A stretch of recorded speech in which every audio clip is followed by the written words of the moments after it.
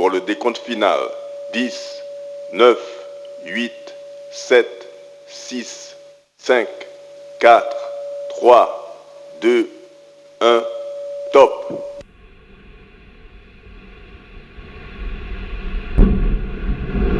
Allumage Vulcain.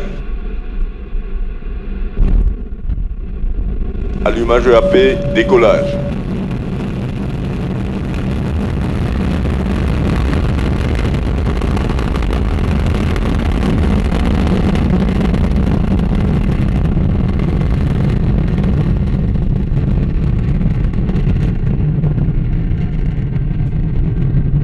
Les paramètres bord sont normaux. So the arms swung back as scheduled. You saw it there. We had ignition, and you saw Ariane 5 begin her mission, rising off the ground here in French Guiana with a lot of fire. Right on time, at little past the original launch window, because we had the hold in the countdown. But we're fine now. The DDO says everything is okay on board with our two passengers, Eutelsat 8 West B and Intelsat 34. We are underway. The boosters providing over 90% of the thrust, propelling the launcher along its trajectory at ever higher velocity, getting her away from the pull of the Earth. And there's a lot to pull. Ariane's weight at liftoff, about 775 tons. Most of that's fuel. She's burning 5 tons of fuel every second, 2.5 tons in each booster, and the core stage burning another 300 kilos per second. Ariane now following the flight program in the onboard computer, which gives all the commands, including stage separations. We'll soon begin to see those. We are in the first of 4 flight phases. The first 3 are powered. The last is not. We'll describe each in turn so you can follow Ariane as she heads across the Atlantic. Right now, the first flight phase, the Vulcan engine and the 2 boosters are burning. The boosters will burn their propellant in just under 2.5 minutes, about 20 seconds to go. And they'll be the first we jettison. You'll hear the DDO call out that milestone too.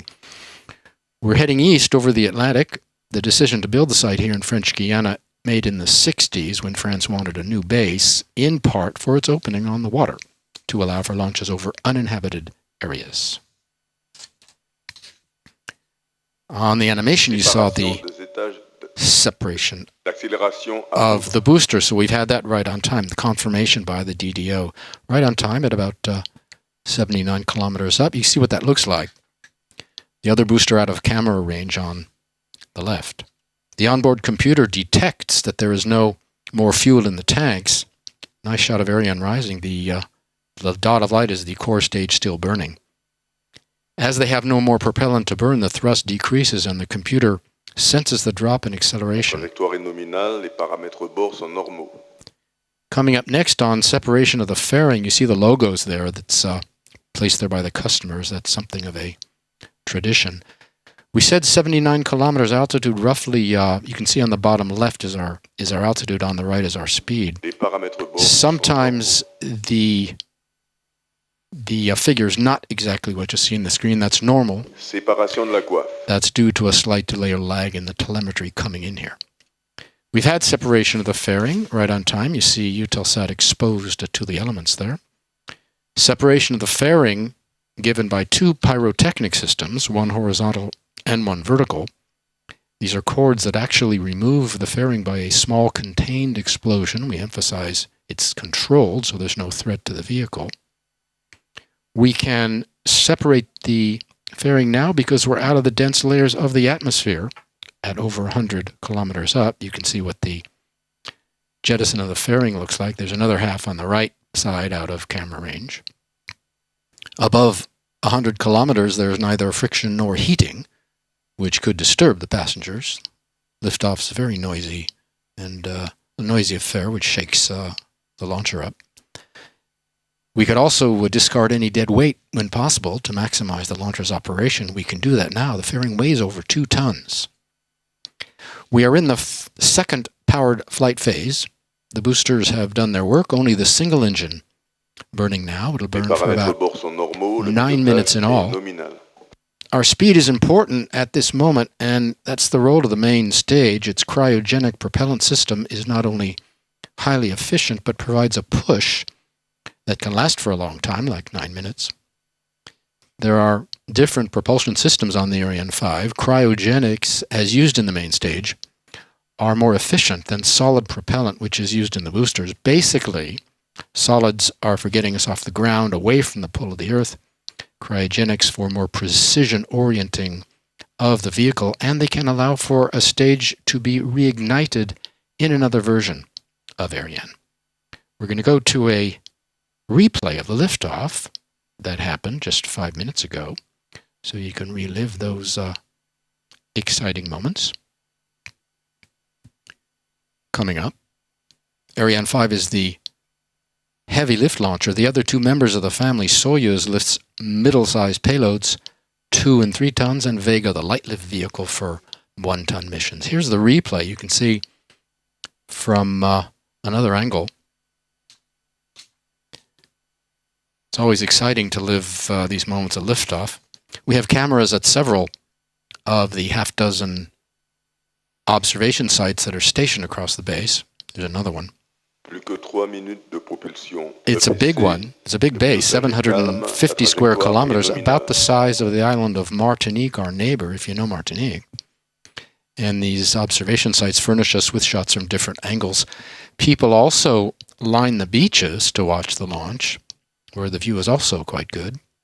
Here's another angle. The closest observation site is called Toucan, and many of the VIPs are out there now. Toucan is closest to the base, about 4 kilometers. Ariane 5's liftoff there lights up the whole place. I don't know if you've ever seen it from there, but it's really something to watch. We should have more replay shots, including from Toucan, at the end of the broadcast. Some figures. The two passengers tonight are the 164th and 165th satellites to be launched on an Ariane 5. They're also the 318th and 319th to go into Geostationary Transfer Orbit.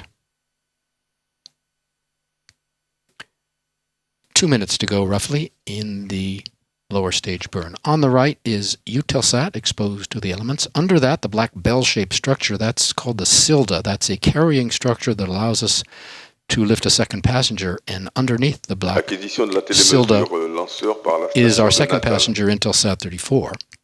Underneath that is the vehicle equipment bay, and the long tube is the first stage, whose engine will be cut off in about a minute, and the first stage will be separated shortly after that, and we'll be into the second half of the mission when the second stage is lit. Our radar and telemetry signal has been picked up by our first downrange tracking station. That's over the border in Brazil at a place called Natal. Natal will see the lower stage burnout and separation at 8 minutes and 51 seconds, as well as the upper stage ignition. All of Ariane's trajectory has been designed to be followed from the ground. The launcher is sending radar and telemetry back, and a network of stations keeps constant watch on the health of her systems. Telemetry is launch vehicle data, basically. Information on about 1,500 parameters now being collected and transmitted back to the ground stations every second. These include indicators of Ariane's health and performance, and they come from pressure and temperature sensors, which record all of her functions throughout the flight. There you saw the shut-off of the lower stage engine, and we'll have in a moment, there it is, the separation of the first stage, and there you saw the engine light up on the second stage. 3 commands given by the onboard computer in 12 seconds. The main stage will fall into the Atlantic. You can see that's what's happening above.